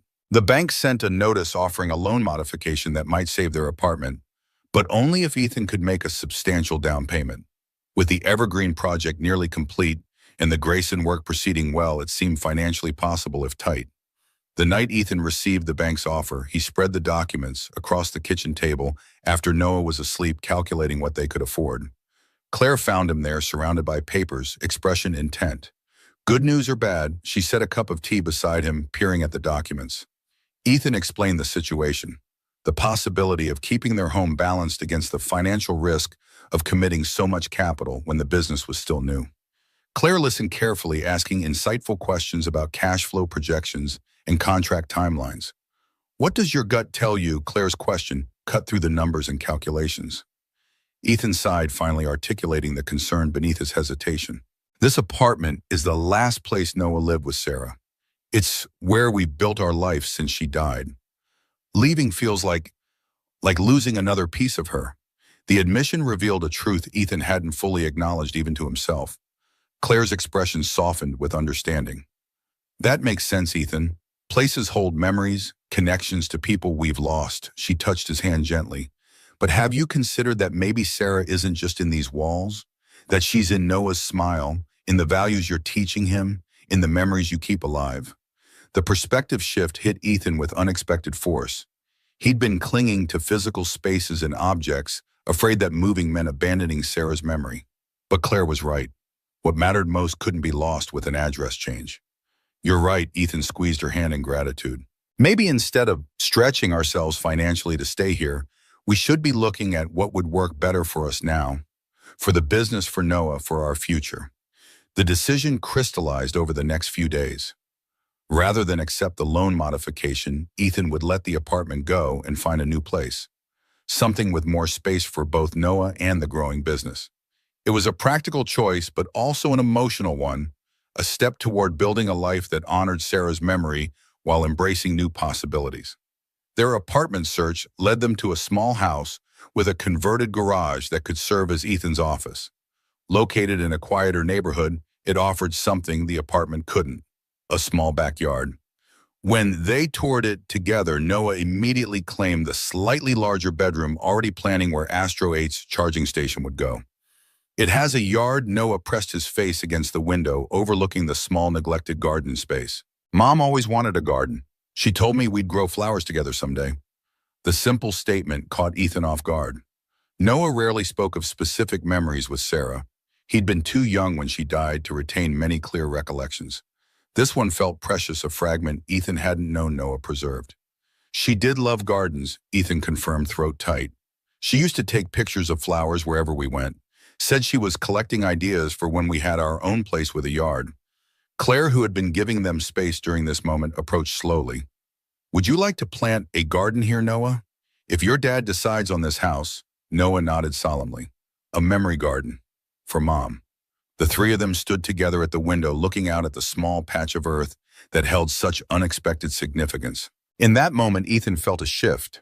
Not a lessening of Sarah's importance, but an expansion of their family circle to include Claire, to make space for new connections alongside enduring memories. We could plant roses? Ethan's voice was rough with emotion. Sarah loved roses, yellow ones especially. And sunflowers, Noah added. She had a sunflower dress, I remember. Claire's hand found Ethan, squeezing gently. Then that's what we'll do. Yellow roses and sunflowers to start. The decision was made. They would take the houseplant, the garden, begin this next phase together. The moving process unfolded over the following weeks, sorting possessions, packing boxes, saying goodbye to the apartment that had sheltered them through grief and recovery. During the packing, Noah discovered an old photo album tucked in the back of Sarah's closet, one Ethan had put away soon after her death, when looking at the images had been too painful. They sat together on Noah's bedroom floor, dust motes dancing in the afternoon light, and opened it for the first time in years.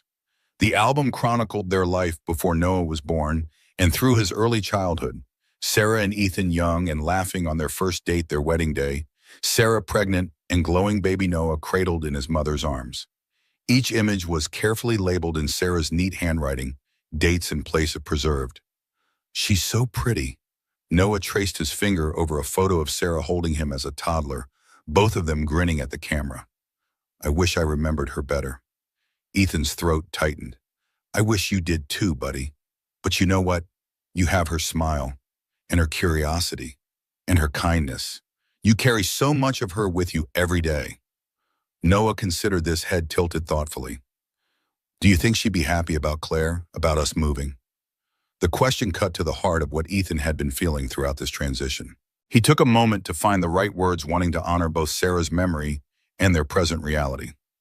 I do. Your mom wanted us to be happy, Noah. More than anything. She made me promise right at the end that we would live our lives fully, not just exist, but really live. Moving forward doesn't mean forgetting her. It means carrying her with us into new chapters. Noah nodded wisdom beyond his years in his solemn expression, like planting her favorite flowers in our new garden. Exactly like that, Ethan pulled his son close, grateful for his remarkable heart. Claire found them there a little later, having arrived to help with more packing.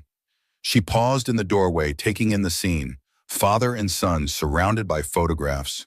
Memories spread around them like fallen leaves. Ethan looked up, seeing the hesitation in her posture, the uncertainty about whether to enter this sacred space. He extended his hand in clear invitation. Come see Sarah's album. Claire joined them on the floor, accepting the boundary crossing for what it was. A significant inclusion, a deliberate integration of past and present.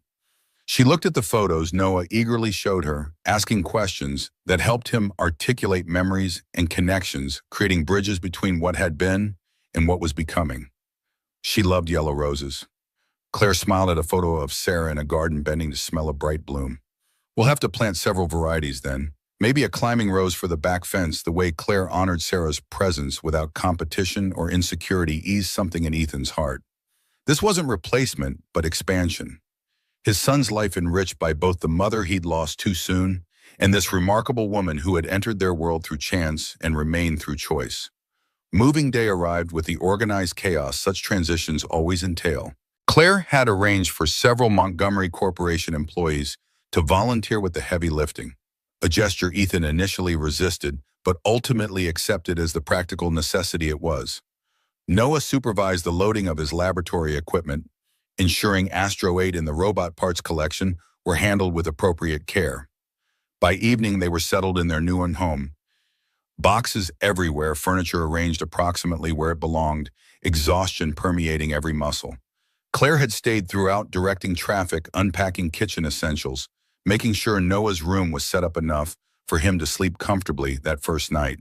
When Noah finally fell asleep, surrounded by familiar treasures in an unfamiliar room, Ethan and Claire collapsed onto the couch amidst half-unpacked boxes. "We did it." Claire's head dropped onto Ethan's shoulder, her voice heavy with fatigue. "New home day one." Thank you. Ethan's gratitude encompassed more than just the day's help. For everything, for making this feel like a beginning instead of an ending. They sat in comfortable silence, too tired for deep conversation, but connected in the shared accomplishment. Eventually, Claire stirred, preparing to leave for her own apartment across town. Stay. Ethan's invitation was simple, without pressure or expectation. Just to sleep. It's late, we're exhausted, and there's a perfectly good guest bed already made up. Claire hesitated, awareness of what this represented. Another boundary crossed, another step toward fuller integration of their lives, evident in her expression. Noah might have questions in the morning. Ethan had considered this too. I think he'd understand. And it's a conversation we need to have eventually, about you staying over sometimes, about what that means.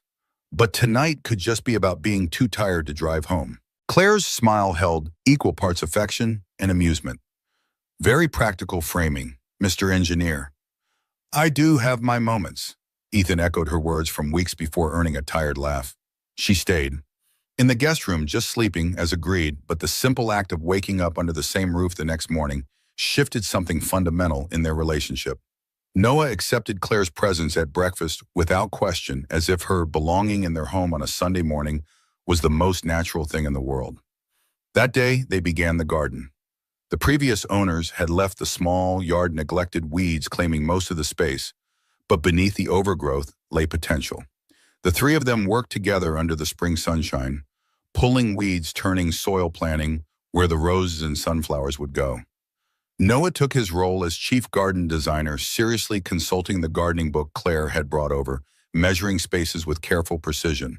We need to put the tallest plants in the back so they don't block the sun from the shorter ones. Ethan watched his son directing Claire on proper mulch application, their heads bent together over the freshly turned earth, and felt a wave of gratitude so intense it nearly overwhelmed him. From the ruins of that earthquake day had grown something he could never have anticipated. Not just a business opportunity lost and found again, but this family forming around him, different from what he'd had with Sarah, but equally precious. The garden took shape over the following weekends. Rose bushes, carefully planted, sunflower seeds sown in neat rows, a small stone bench placed where they could sit and enjoy the results of their labor. Noah insisted on a bird bath and feeder, explaining that gardens needed visitors to be properly appreciated. As spring turned to summer, Walker Engineering Solutions continued to flourish alongside their garden. The Evergreen project concluded successfully, with efficiency improvements that led to a contract extension and referrals to two related manufacturing companies. The Grayson Dynamic Counterbalance System passed its initial tests, moving toward patent application, with Ethan's name listed as co-inventor. 6 months after the earthquake that had altered their lives' trajectories, Ethan faced an unexpected decision. A large engineering conglomerate approached him with an offer to acquire Walker Engineering Solutions. The number was substantial, enough to eliminate all financial concerns, to secure Noah's college education, to provide stability beyond what Ethan had imagined possible so quickly. The offer arrived via email on a Tuesday afternoon. Ethan stared at his computer screen, conflicting emotions swirling through him. This was success beyond his expectations, validation of his skills, recognition of what he'd built. But it also meant giving up control, becoming an employee again rather than a business owner. The independence he'd found, the flexibility to prioritize Noah while doing where he loved, might be compromised. Claire found him still at his desk that evening, the acquisition offer displayed on his monitor. She read it over his shoulder, a low whistle escaping her lips as she registered the amount. That's significant. Her voice was carefully neutral, not pushing in either direction. It would solve everything. Ethan's tone revealed his ambivalence. Financial security for Noah, No more worrying about landing the next client or managing cash flow, a guaranteed salary with benefits. Claire pulled up the second office chair sitting beside him. But it wouldn't be mine anymore, Ethan articulated the core of his hesitation. The vision, the direction, the values, they'd all become someone else's decision. I'd be trading ownership for security. Claire studied him thoughtfully. What does your gut tell you? The parallel to their conversation about keeping the apartment wasn't lost on Ethan. Once again, Claire was helping him identify what truly mattered beneath the practical considerations. That I'd be giving up something important, Ethan turned to face her directly. I've discovered I like building something of my own, setting my own course. The challenges are worth it for the freedom to choose my projects, to be available for Noah when he needs me, to create something that might be his someday if he wants it. Claire nodded, understanding in her eyes. Then I think you have your answer. But the money, Ethan felt compelled to acknowledge the practical reality. It would make everything easier. Would it? Claire challenged gently. Or would it just exchange one set of challenges for another? Financial security matters, Ethan, but so does fulfillment. So does showing Noah that some things are worth more than money. The conversation continued late into the night, Claire neither pushing nor pulling, but asking questions that helped Ethan clarify his own values and priorities. By morning, his decision was clear. He would decline the acquisition offer and continue building Walker Engineering Solutions independently. When Ethan explained his choice to William Montgomery during their monthly mentor lunch, Claire's father nodded with approval that meant more than Ethan expected. The CEO of Montgomery Corporation had become an unexpected ally over the past months, offering guidance on business strategy that respected Ethan's independence while sharing hard-earned wisdom. Building something lasting takes courage.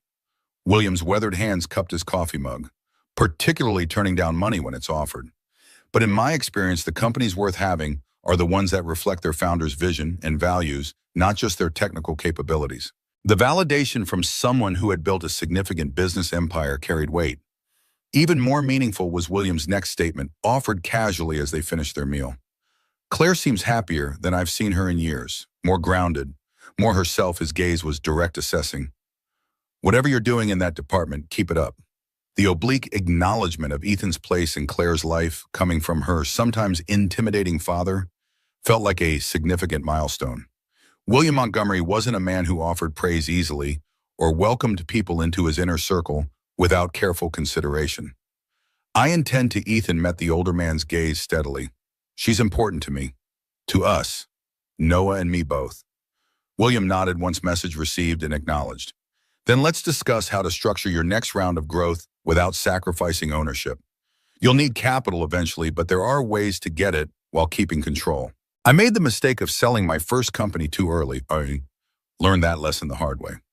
The conversation shifted to business strategy, but something had changed. A respect between them that transcended their initial connection through Claire, a recognition of shared values despite different backgrounds. That night, over dinner in the backyard, beside their now flourishing garden, Ethan shared his decision with Noah.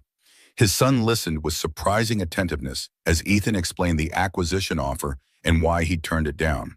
So we could have had a lot more money, but you didn't want to work for someone else again, Noah clarified, processing the concept. That's right, Ethan confirmed.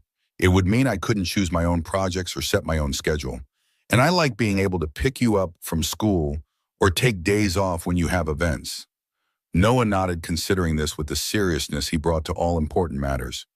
I think you made the right choice, Dad. Money is just money. But being able to do what you want and help people fix their problems, that's better. The simple wisdom from his 7-year-old son resonated deeply. Claire, sitting across the table, caught Ethan's eye with a smile that conveyed her agreement. That's exactly right, Noah. Claire raised her lemonade in a mock toast. To doing what matters instead of just doing what pays. To the robot division, Noah added their traditional toast, now a family catchphrase. The evening unfolded with the comfortable rhythm they'd established. Dinner, cleanup together, Noah's bedtime routine, quiet time for Ethan and Claire afterward. As they sat on the porch swing overlooking the garden, Sarah had inspired and they had created. Ethan found himself reflecting on the journey from that earthquake morning to this peaceful evening. I've been thinking about something. Claire's voice broke the comfortable silence. Something I've wanted to discuss with you. The seriousness in her tone caught Ethan's attention. What is it? I've been offered a position at Westlake Consulting? Claire's words came carefully measured. Chief Talent Officer, overseeing all their recruitment and professional development programs. It's a significant step up from my role at Montgomery. The announcement hung in the air between them. Westlake was a prestigious firm, and the position sounded perfectly aligned with Claire's strengths, but it also represented a potential complication, a new demanding role just as their relationship was deepening, just as she was becoming more integrated into their family life. That sounds like an amazing opportunity. Ethan kept his voice supportive, processing his own mixed reactions. You'd be fantastic at it. Claire studied his expression, reading beneath his words. It would mean longer hours, at least initially. Some travel, though not extensive. More responsibility. The unspoken question hung between them. How would this affect what they were building together? Ethan thought carefully before responding, wanting to honor both Claire's career aspirations and their relationship. I think you should take it if it's what you want. The certainty in his voice reflected his genuine belief. You're brilliant at what you do, Claire. You deserve recognition for that room to grow professionally. Claire's eyes searched his face. And us? Our family dinners, weekend gardening, all the time we've been spending together? Ethan took her hand, intertwining their fingers. We'll figure it out. Relationships aren't about keeping everything exactly as it is. They're about growing together, supporting each other through changes.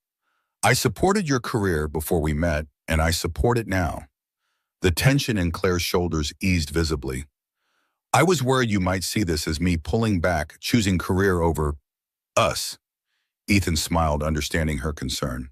Isn't that exactly what you helped me work through with the acquisition offer? That sometimes the right choice isn't the easiest or most convenient one.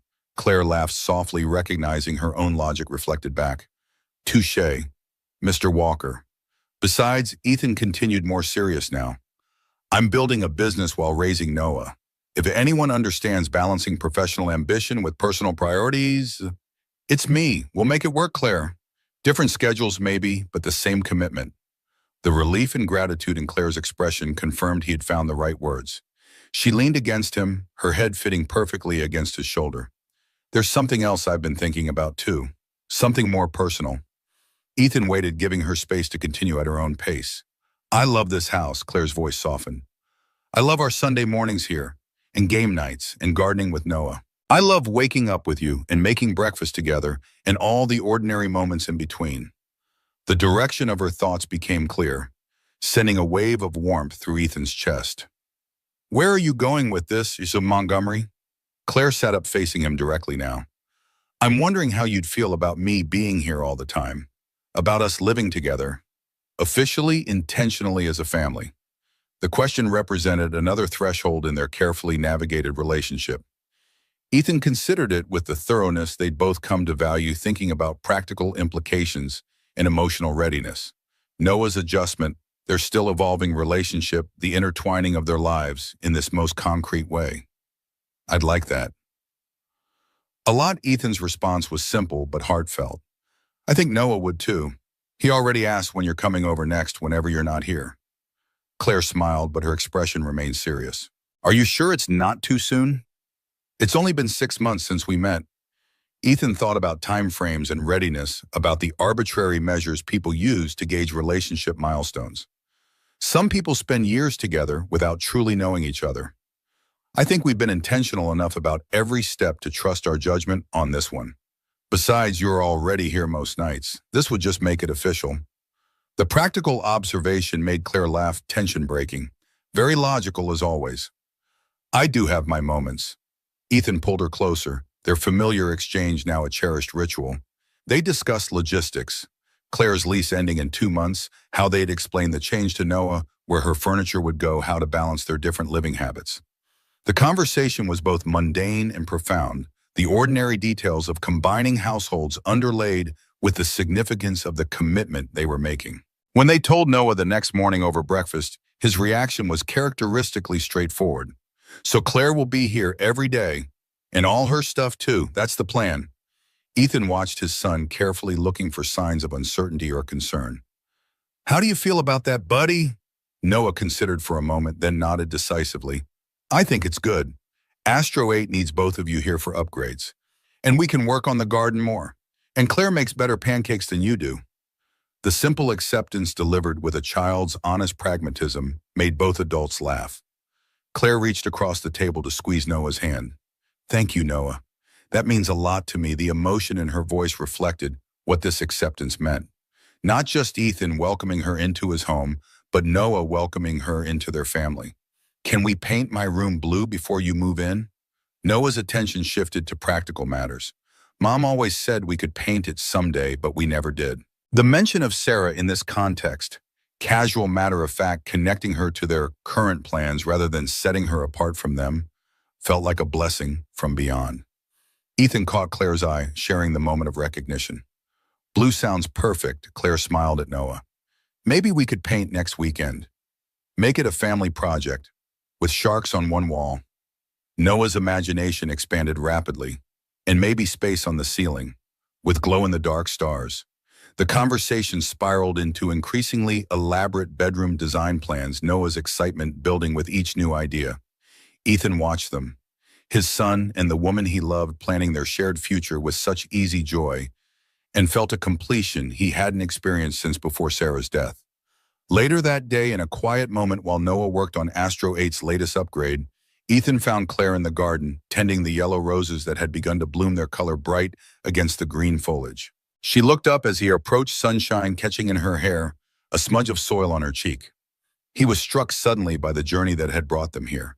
From a chance encounter in an earthquake's chaos to this peaceful garden, from strangers to family. All because he'd made one choice on a shaking platform, had valued a human life above professional opportunity. Something on your mind? Claire stood, brushing soil from her hands, reading his expression with the familiarity of true intimacy. Ethan gestured to the thriving garden, to the house behind them where Noah worked, to the life they were building together. All of this from an earthquake, from the worst moment coming on what should have been the best day. I never imagined then that missing that interview would lead to everything that matters. Claire stepped closer, her hand finding his. Sometimes the universe has better plans than we do, even when they arrive disguised as disasters.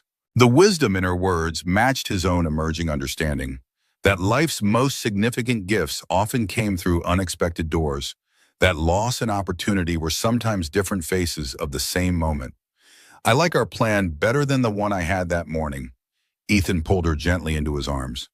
Our garden, our family, our future. Claire's smile held all the certainty he felt, all the promise of what they were building together. So do I, Ethan Walker. So do I. Behind them, the yellow roses Sarah had loved turned their faces toward the sun roots deep in the soil of this new beginning, blooming with all the vibrant possibility of futures reimagined and hearts reborn.